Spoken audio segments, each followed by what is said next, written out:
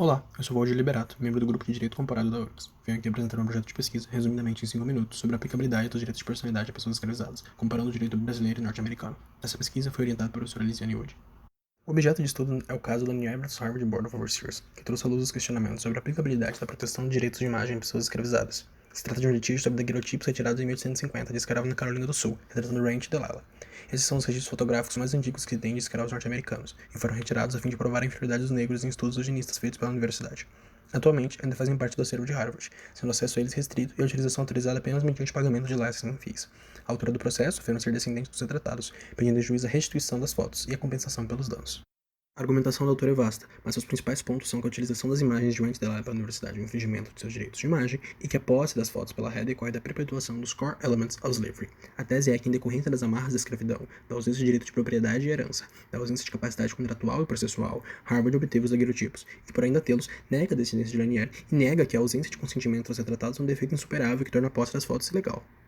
A pergunta que objetivamos responder é, à luz dos argumentos do caso da New vs Harvard Board of Overseers, teriam os escravos do século XIX direitos de personalidade que legitimam ações quase 2 séculos depois?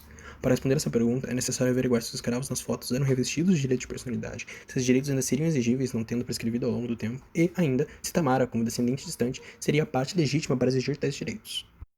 Enfrentaremos esses questionamentos à luz do direito brasileiro e estadunidense.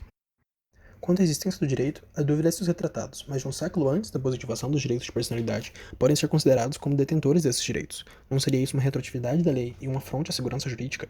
Essa dúvida se deve à confusão de dois conceitos, o de personalidade jurídica e os direitos de personalidade.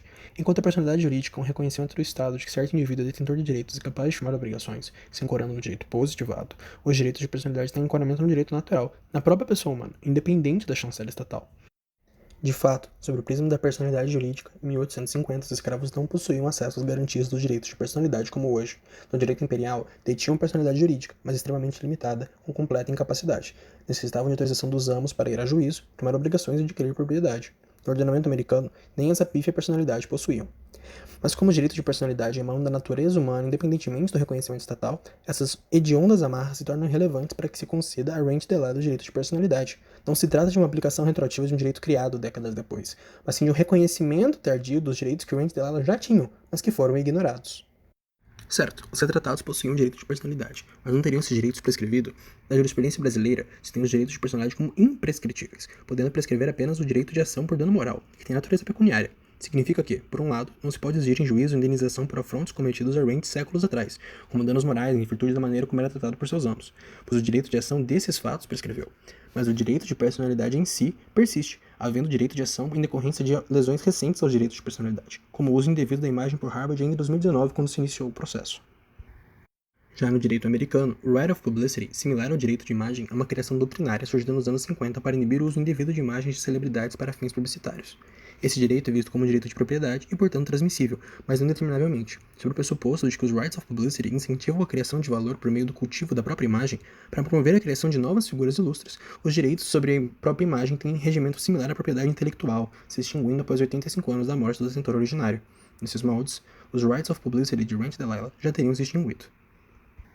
Por fim, resta responder se Tamara Lanier, enquanto descendente dos retratados, tem legitimidade para ser autora da ação. Embora os direitos de personalidade sejam intransmissíveis, uma vez que emanam da própria natureza da pessoa, em caso de lesão dos direitos de personalidade de falecidos, os descendentes em linha reta têm legitimação para pedir que se cesse a lesão. No caso específico dos direitos de imagem, o direito de exigir sua reparação pecuniária transmite seus sucessores, nos termos dos artigos 20 e 943 do Código Civil. A maior dificuldade quanto a essa averiguação se torna então probatória. Embora o não consentimento dos escravos possa ser assumido pela natureza da relação homem-escravo e pelos fins que as fotos seriam usadas, afirmar-se descendentes dos retratados requer uma prova substancial, e daí surgem problemas. Os registros de cativos no século XIX eram em detrimento dos escravizados, não contendo detalhamento de linhagens ou patronímicos, e não existia qualquer individualização única para cada cativo. Famílias eram constantemente separadas, sem que se discriminasse isso nos registros. Nas palavras de Frederick Douglass, árvores genealógicas não florescem entre escravos.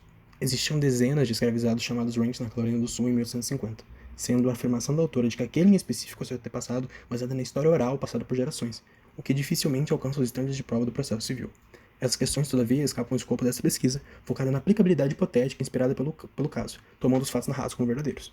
Dessa forma, conclui-se que o direito brasileiro seria aplicável ao direito de personalidade no caso da New vs Harvard, enquanto o direito americano, por mérito da prescrição dos rights of publicity, esse não seria aplicável. Obrigado por assistir.